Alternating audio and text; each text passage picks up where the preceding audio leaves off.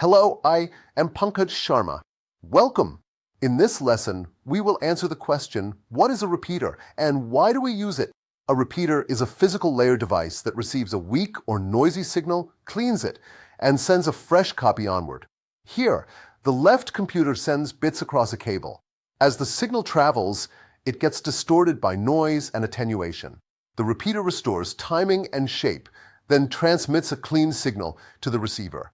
Three key ideas: signal regeneration, not mere amplification; range extension by chaining repeaters, and repeaters operate at layer 1 of the OSI model, dealing only with bits and voltages or light levels. By placing repeaters every so often, a link can span much longer distances. Here, each segment is short enough for clean transmission, and the repeaters refresh the signal hop by hop. Repeaters live at the physical layer of the OSI model. They do not interpret frames or packets. They simply pass along bits, retimed and reshaped.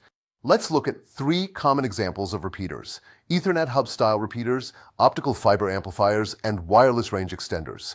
First, an Ethernet repeater, also called a hub in older networks. It repeats incoming electrical bits out to other ports, extending a local area network segment. Second, an optical fiber repeater or amplifier. It boosts light pulses so they can travel hundreds of kilometers in long-haul fiber links. Third, a wireless repeater, sometimes called a range extender. It picks up a Wi-Fi signal and rebroadcasts it to cover a larger area.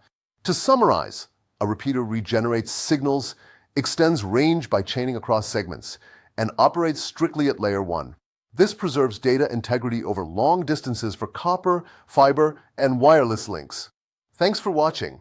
This was a quick visual guide to repeaters.